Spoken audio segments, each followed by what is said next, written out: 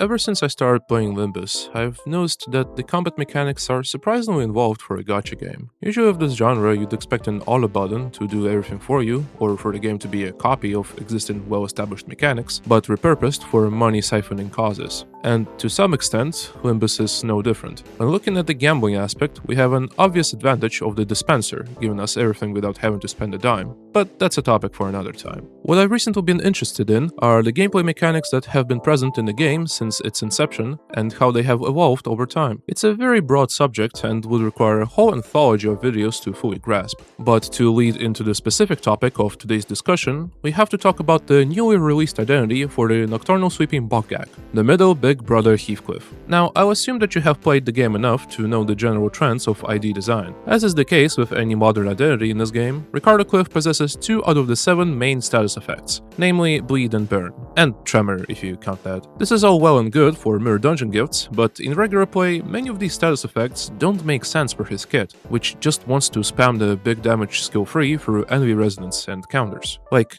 genuinely, what do Burn and Bleed even do for the middle team? Burn by itself does pitiful damage, without Magic Bullet Otis, only existing to fulfill coin power conditionals for 1 identity, now 2, and most probably 3 in the future. And it's not like the team's Burn infliction is that good, it's actually pretty abysmal by itself. Bleed is faring even worse, since Middle Sinclair really wants those bleed conditionals to have competitive numbers on his skills, and most middle IDs don't even have any bleed count. Middle Heathcliff is not gonna save the situation here, unfortunately, unlike the ring identities. So yeah, these status effects are very much cumbersome in the context of regular play. But we live in a world where everything revolves around a single game mode, so the reason for existence of these supposed main statuses becomes apparent.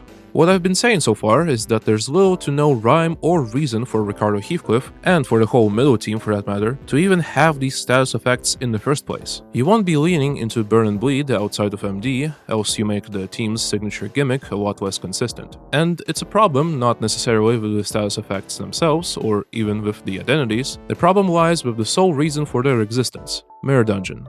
The only game mode in Limbus that matters. It's why there exist so many identities with subpar status usage that get absurdly strong once a couple of legal gifts are in play. It's why enemies with absolutely no status application get Burn, because it's Burn season, and the faction that has Kira Ishmael and Matthias Otis has to support Burn somehow, and mono-status IDs just aren't cutting it anymore. Now you can use your Envy Res team and have them inflict 99 Bleed and Burn in MD. What's not to love? And I guess for now, there's no issue with that. But I do wonder what could have been and what will be in the future when it comes to ID design in Limbus. I'm not exactly complaining here, but I am still worried. Well, okay, I always complain, mostly about MD, but here's the thing.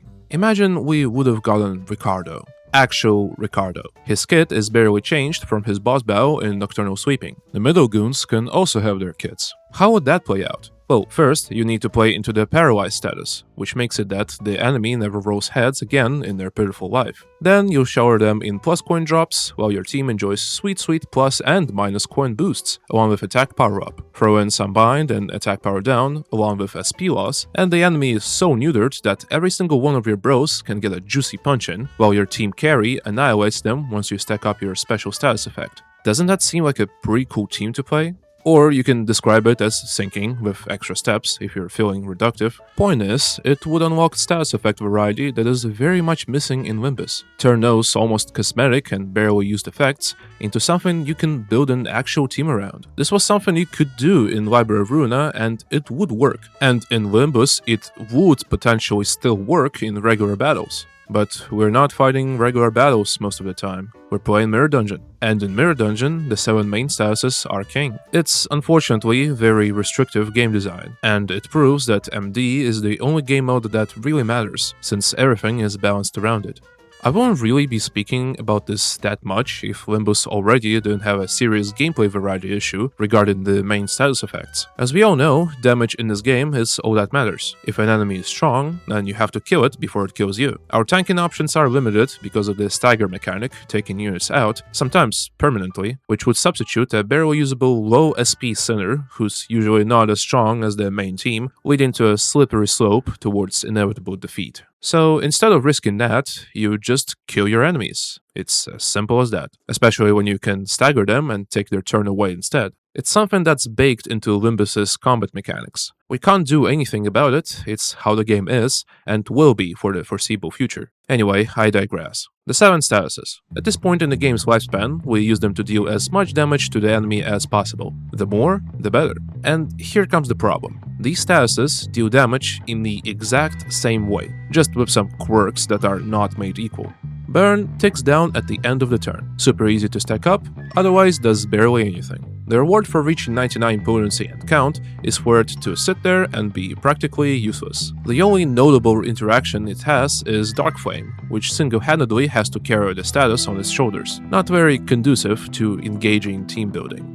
Bleed is supposed to be hard to upkeep, but also very rewarding. In practice, it's all reward and no struggle, with things like the ring identities and a plethora of ways to keep the bleed count rising. The team even has ways of lowering bleed count in exchange for additional damage, something that Burn desperately wants and barely gets.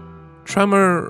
I like Tremor. Not the piss kind of tremor though, it just becomes rupture with extra steps if you go that route. Other kinds, like decay, fracture, chain, all have interesting effects which you can play into. Even scorch and hemorrhage are decent, as they encourage cross-status interactions and promote diverse team building. All that, and not a single ego gift in sight. Not to mention Tremor's main purpose of raising stagger thresholds, which is often overlooked. The main issue of the status is its inability to create additional stagger thresholds in normal play, which I feel like is a fair weakness to have, if not a bit too restrictive. Maybe there could be a debuff that gets inflicted on enemies with no stagger left. Otherwise, I think it's the best designed main status effect in the whole game, just because it makes you think more about your gameplay and strategy than any other status.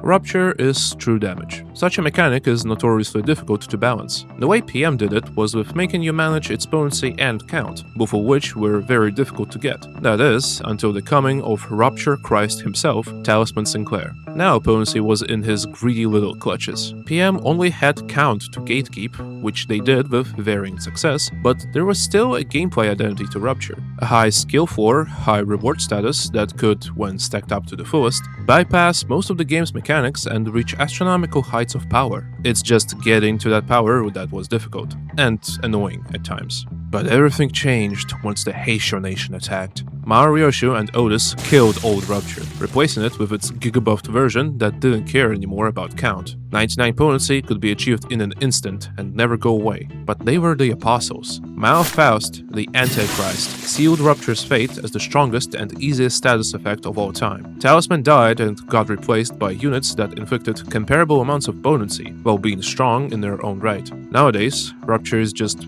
free damage.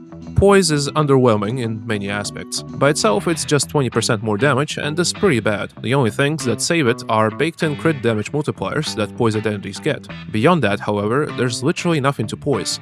It's just a damage buff. It can activate on-crit conditional effects, but we already have charge-type effects as other statuses, like Burn or Tremor, so it doesn't make Poise any more special, aside from it being gambling on a chance rather than spending a set amount of potency. Sinking is literally blue Rupture half the time. For the other half, it invalidates the existence of nearly every debuff in the game. When you fight an enemy without sanity, Sinking deals gloom damage equal to potency. This makes it behave like Rupture, but PM had to differentiate it somehow by giving it this flaw that can sometimes be leveraged against gloom weak enemies. However, if an enemy feels like having resistance to every damage type and sin affinity, which happens pretty often, Rupture deals with the problem much faster. It could be balanced, since Sinking never had an issue of stacking up its count ever since release, but now Sinking identities just have to be obscenely overpowered to even compete with Rupture. On the other hand, if an enemy has sanity, then even a tiny bit of potency will make them roll zeros for the rest of their lives. No need for coin debuff in effects like Paralyze or Coin Drop. Even attack power down is often unnecessary with how useless enemies become. I genuinely believe that PM are in a constant fight against this status. Otherwise, they wouldn't be slapping Fixed Panic on everyone and having them gain 45 SP almost instantly when winning a clash or just existing. Also, Panic types often just give buffs to bosses to offset them not rolling any heads. Negative SP bosses are a decent interaction though, albeit pretty restrictive when a player has only a Sinking team build. Man, Charge used to be special. It was the only status on release that was actually self-reliant and did its thing. Now, everyone gets Charge without having to be Charge. Modern identities very often come with some sort of status that they need to stack up for a big skill 3-2 payoff. Sounds familiar? Later, they introduced charge potency, but that also gets replicated by modern IDs, since they usually have some sort of ramp-up mechanic that scales their damage over time. Sure, they all do these things slightly differently, but at the end of the day, they all do what charge used to specialize in. And after all that, you start to wonder if charge had any identity to begin with. I do think all status effects need touch-ups to make them actually different from one another. As it is now, every main status is either just Rupture or is LARPing as Charge. Not to mention that regular status effects barely get anything, acting more as a nice bonus that gets thrown in but is barely noticeable. There are a lot of fixes and additions one can suggest, like having effects that actively consume burn count so that it becomes worthwhile to play around count infliction, or introduce a more supportive archetype in Charge, where it helps with count and potency infliction for other statuses, promoting more dual status teams outside of MD. It's not hard to come up with stuff like that, and maybe it'd be worth making a separate video on this. Either way, I genuinely believe Limbus has potential to become the best gacha, both in terms of team building and gameplay.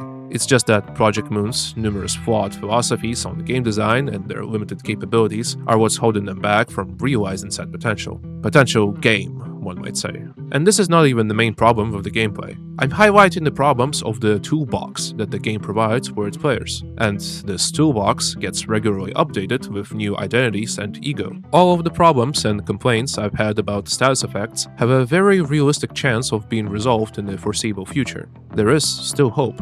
However, a different issue lies with the challenges that the game presents, where our toolbox is simply too powerful and versatile to have any real trouble. But this topic will have to be postponed for another day.